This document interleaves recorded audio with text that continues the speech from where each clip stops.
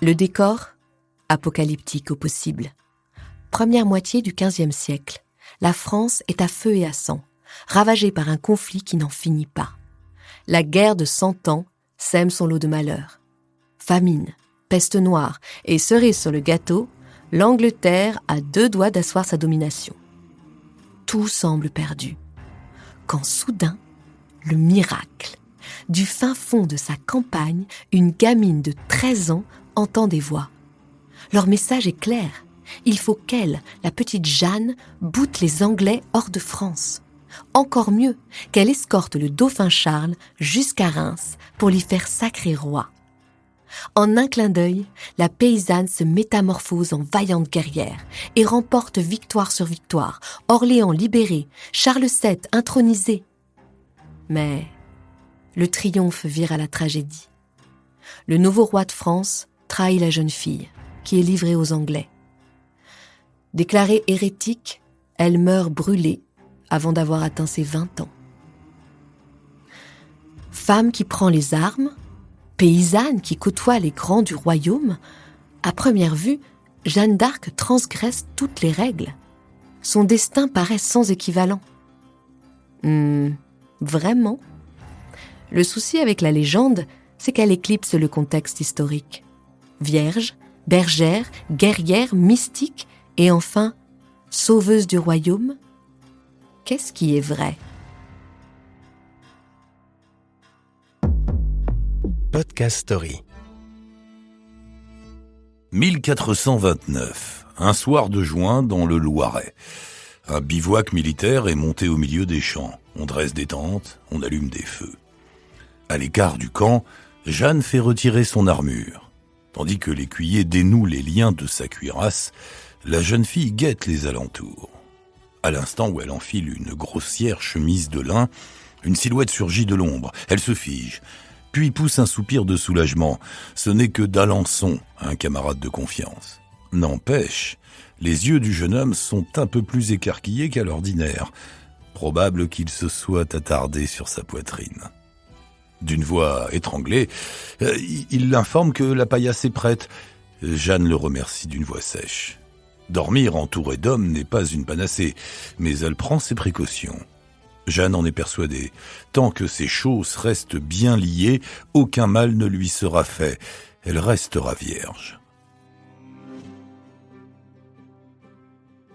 Alors, vierge ou pas vierge ?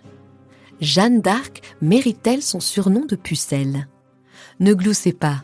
À l'époque, la question revêt une importance capitale. On examine tout de même sa virginité à 3 reprises. Du début à la fin de l'aventure, le constat ne change pas. Jeanne est intacte. Au Moyen-Âge, la pureté du corps est censée réfléchir celle de l'esprit. Les femmes qui font le choix de préserver leur virginité sont particulièrement bien vues par l'Église. Mises sur un piédestal, elles dominent le reste de la gente féminine. Jeanne a conscience de ce privilège. C'est pourquoi elle revendique haut et fort sa condition de pucelle. La virginité est une part essentielle de son message, la garantie qu'elle agit au nom d'un intérêt supérieur. Garder son hymen lorsque la tradition vous destine au mariage, ce n'est pas rien. À 16 ans, Jeanne aurait dû convoler en juste noces et avoir un enfant en route. Maintenant, imaginez l'ampleur du défi lorsque vous côtoyez au jour le jour une armée médiévale. Les hommes d'armes sont des rustres pour qui le pillage et le viol sont affaires courantes. Cantinières, lingères et prostituées de bas étage, les rares donzelles qui frayent avec la soldatesque sont considérées comme des moins que rien. La position de Jeanne n'est guère aisée. Elle évolue dans un environnement qui lui est hostile. La menace du viol est permanente. À aucun moment, la jeune fille ne relâche sa garde. Durant ses campagnes, dès qu'elle en a l'occasion, elle loge chez des épouses de bourgeois. Jeanne veille aussi à son apparence vestimentaire. Cheveux coupés aussi courts que possible, tunique qui lui descend au niveau du genou, elle ressemble en tout point à un garçon. Plus pratique pour se mouvoir, mais aussi plus sécurisant. Il est moins aisé de trousser une paire de chausses qu'un simple jupon. Cette dégaine de jeune page, Jeanne la conserve jusqu'au bout. Même dans les tréfonds de son cachot à Rouen, elle refuse de quitter ses habits d'homme. La tenue lui sert de bouclier, un rempart contre ceux qui veulent s'en prendre à elle. Juin 1427. Une fois n'est pas coutume, il fait un temps splendide à Domrémy. Jeannette et sa sœur profitent du soleil en filant la laine sous le porche de leur maison. Une bande de gamins suivis par quelques vaches passe devant les jeunes filles. Mine lugubre, pas hésitant, la petite troupe chemine sans entrain en direction des champs. À leur vue, Jeanne a un pincement de cœur. Elle se revoit petiote en train de mener le troupeau communal jusqu'au château de Lille. Elle s'y est rendue peu de fois, certes, mais l'angoisse qu'elle ressentait à cette époque est encore vivace. Tout le monde le sait. Passé les limites du village, nul n'est à l'abri. Ces derniers temps, le comte Sarsbrück et sa clique de pillards mettent la région à sac. Troupeaux capturés, récoltes détruites, jeunes femmes violées, l'étau se resserre sur Domrémy. Heureusement, Jeanne ne s'occupe pratiquement jamais des bêtes. Jeanne était-elle une modeste bergère venant de la Lorraine profonde? Joli conte, bien éloigné de la vérité. Pour commencer, Jeanne naît aux marches de la Lorraine et non pas en Lorraine. Quant à son village natal, le fameux Domrémy, n'imaginez pas un trou paumé situé au milieu de nulle part. Le hameau se tient au bord de la Meuse, une voie fluviale bien fréquentée. Pèlerins, marchands et gendarmes s'y pressent tous les jours. À une vingtaine de kilomètres se dresse la citadelle de Vaucouleurs. La ville n'est pas grande, mais elle est liée au dauphin Charles par l'intermédiaire d'un courrier spécial. Ici, les nouvelles circulent vite. Jeanne grandit dans un climat propice à l'échange et la communication. Elle n'ignore rien de ce qui se passe hors de chez elle. Parlons de sa famille. Les Darc sont loin d'être des miséreux. Jacques, le père, est un laboureur bien établi. Il ne possède pas moins de 20 hectares. Pas rien pour un paysan. L'homme fait partie des notables les plus respectés de sa communauté. On le consulte pour régler des litiges ou négocier le taux des taxes. Lorsque Domrémy est menacé de razzia, c'est lui qui se charge de l'évacuation. Il lui arrive même de recevoir la noblesse locale dans sa maison, une belle bâtisse en pierre située à 2 pas de l'église. Et la Jeanne, s'occupe-t-elle des bêtes? De son propre aveu, elle les a rarement gardées. Dans ce cas, pourquoi la désigne-t-on comme bergère? La symbolique religieuse, pardi. Le Christ étant comparé à un pasteur, on a cherché à ce que Jeanne d'Arc en soit le parfait reflet. 6 mai 1429, Orléans, sur le champ de bataille. Mais où est-il passé, bon sang? Quelqu'un l'a-t-il ramassé? Chancelante, main pressée contre son cou, ses éperons qui s'enlisent dans un amas de fer, de chair et de tripes, Jeanne recherche son étendard.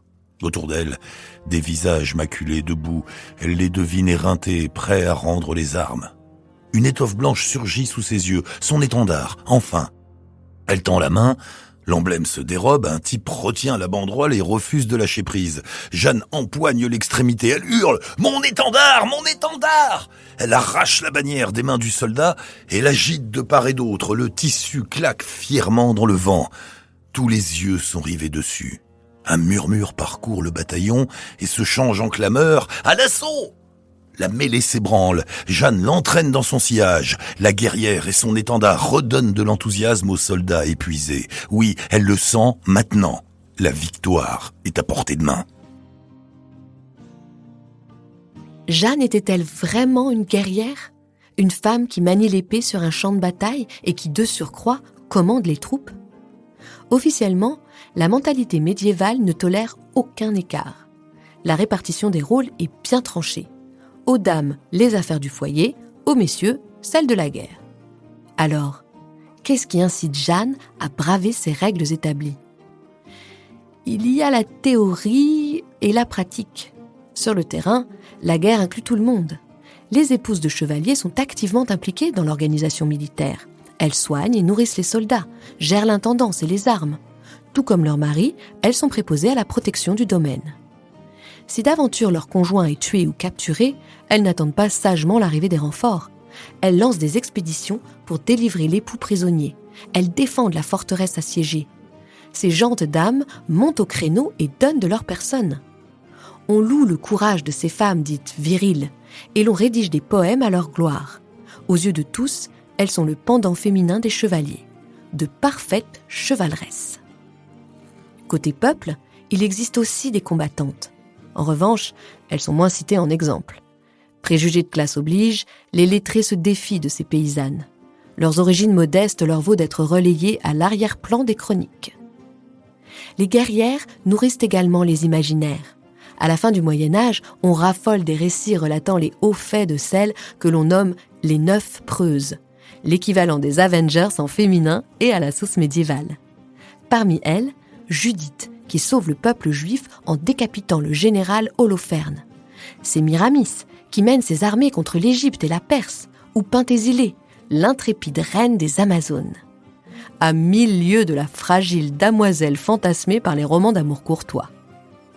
Vue sous cet angle, la vocation de Jeanne paraît moins incongrue. Enfant, elle a probablement été bercée par les récits de ces femmes mythiques. Mais sur le terrain, la jeune fille se montre-t-elle à la hauteur ? A priori, oui. Les témoignages concordent. Jeanne fonce dans le tas. Elle y va, elle en redemande. Non sans risque. Elle est blessée à 8 reprises. Heureusement, la jeune femme est de constitution solide. À peine a-t-on le temps de la penser qu'elle retourne au combat. Décembre 1429, ville de Jargeau dans le Berry. Une femme raconte qu'elle a des visions. Elle voit une belle dame parée d'or et de soie blanche lui apparaître durant la nuit. Et cette dame lui aurait confié un message de haute importance, que chacun se défasse de ses richesses et les remette à l'armée. Jeanne est présente dans l'assistance. Elle fait mine de prêter une oreille attentive, mais à l'intérieur, elle bouillonne. Cette Catherine peut rouler des yeux tant qu'elle veut, elle ne convainc guère. La dame qui apparaît la nuit, allons bon, elle a partagé la même chambre et Jeanne n'a rien décelé qui sorte de l'ordinaire. Catherine embraye à présent sur le chapitre de la fraternisation. En joignant les mains contre sa poitrine, elle évoque la paix et l'harmonie entre les peuples français et anglais. Il faut tendre la main à l'ennemi, dit-elle, il faut faire la paix. Jeanne manque de s'étouffer. Folie que tout cela, la réconciliation ne sera obtenue qu'au bout de la lance. Au lieu de proférer pareilles insanités, la bougresse ferait mieux de retourner à son mari et à ses mouflets. Jeanne était-elle mystique ? Recevait-elle des messages de Dieu ? Entendait-elle des voix ? Oui. Et elle n'était pas la seule. Quoi ? Jeanne la Pucelle ne détiendrait pas l'exclusivité des apparitions célestes ? Et non. Cette fameuse Catherine, dont on vient de parler, dite Catherine La Rochelle, prétend elle aussi avoir des visions et recevoir des messages. Et les mystiques sont nombreux. Prophètes, astrologues, devins. En ces temps d'incertitude, ils poussent comme du chien-dent. Le peuple se recueille devant eux, et la noblesse leur déroule le tapis rouge. Parmi ces messagers du futur, beaucoup de femmes. D'extraction modeste, elles vont par monts et par vaux pour diffuser leurs messages. Le petit peuple les adule. Mais du côté des prêtres, l'opinion est plus partagée. Certains ne cachent pas leur hostilité. Ces gueuses leur font de l'ombre. Puis, elles font fi de la bienséance en prenant la parole en public. Malgré la méfiance des prélats, la popularité de ces dames est indéniable. Avant Jeanne, le dauphin Charles reçoit au moins 2 d'entre elles. Quand la Jeanne débarque à la cour, elle a donc de la concurrence. Pour se démarquer de ses rivales, Jeanne brandit un atout de poids. Elle se chargera elle-même d'accomplir la prédiction dont elle est porteuse. Depuis près d'un demi-siècle, une petite phrase agite les esprits. Une vierge sauvera le royaume de France. Logiquement, Jeanne y fait référence. La vierge dont parle la prophétie, bien entendu, c'est elle.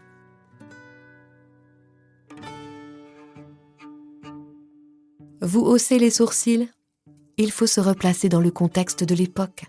Quand une personne déclare entendre des voix, le premier réflexe n'est pas de l'envoyer à l'asile. On la croit. Autre temps, autre mœurs. Au XVe siècle, la religion est omniprésente. Tout ce qui relève de l'inhabituel est attribué à une instance surnaturelle.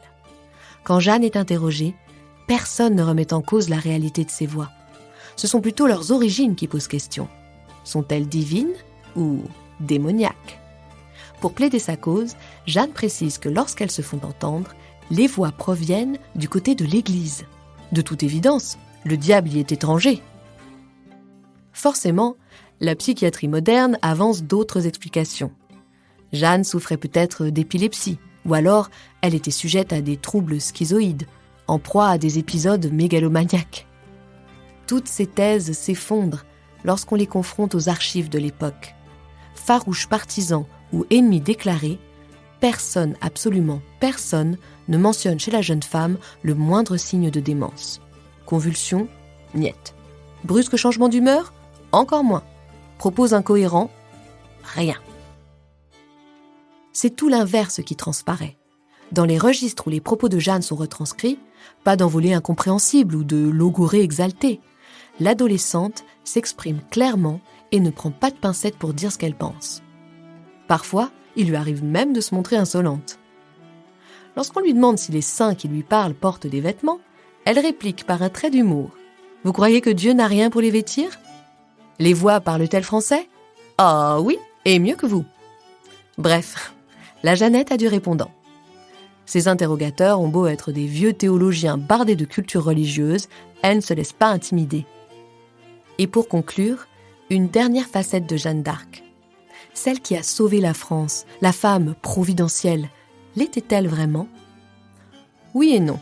La jeune fille remporte des victoires significatives. Mais à sa mort, le combat est loin d'être gagné. Il faut attendre une vingtaine d'années avant d'arracher une victoire complète sur l'Angleterre.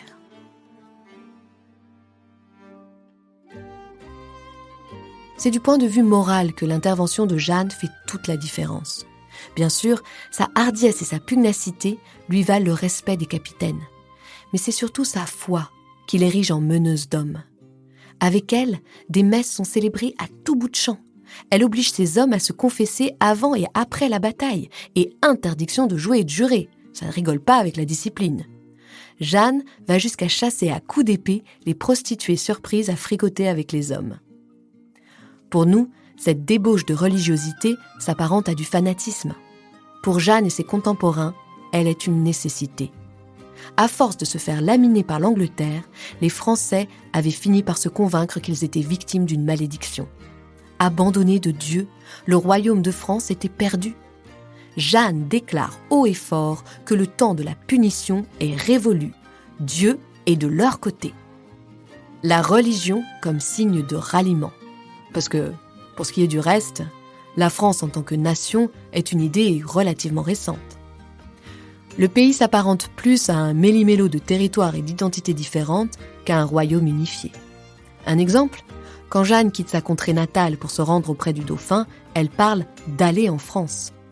Il ne faut pas négliger un autre détail. La guerre de 100 ans est aussi une guerre civile. Les Français se massacrent entre eux et Jeanne participe activement à cette lutte intestine. Mais que voulez-vous ? Sous la moulinette du roman national, ce parcours sinueux se change en grand geste patriotique. Tout du moins en France, car au-delà de l'Hexagone, l'histoire est vue autrement. Au même titre que Napoléon, Jeanne d'Arc est une célébrité internationale. Au siècle dernier, les suffragettes anglaises affichent sa silhouette sur leur prospectus. Lors des défilés pour obtenir le droit de vote, on voit des jeunes femmes armées de pied en cap chevaucher dans les rues de Londres. Plus récemment, plusieurs associations LGBTQ l'ont édifiée comme emblème de leur lutte. En 2022, le théâtre du Shakespeare's Globe crée la polémique en mettant en scène une Jeanne non-binaire. On est loin de l'icône réac encensée par le Rassemblement national. Jeanne d'Arc est déclinée à toutes les sauces, du cinéma, où elle prend les traits d'Ingrid Bergman ou de Mila Jovovich, jusqu'au manga japonais, dans lesquels elle se change en héroïne d'heroic fantasy. À travers les siècles et les pays, la métamorphose est perpétuelle. Si nous résumons, oui, Jeanne était pucelle, non, elle n'était pas bergère, oui, elle était guerrière et mystique, mais elle n'était pas la seule, loin de là. Quant à savoir si elle a sauvé le royaume, disons qu'elle y a participé. Podcast Story. On a tous une histoire à écouter. Ne manquez aucun épisode de Podcast Story. Abonnez-vous et mettez 5 étoiles sur Podcast Addict, Amazon Music ou Spotify.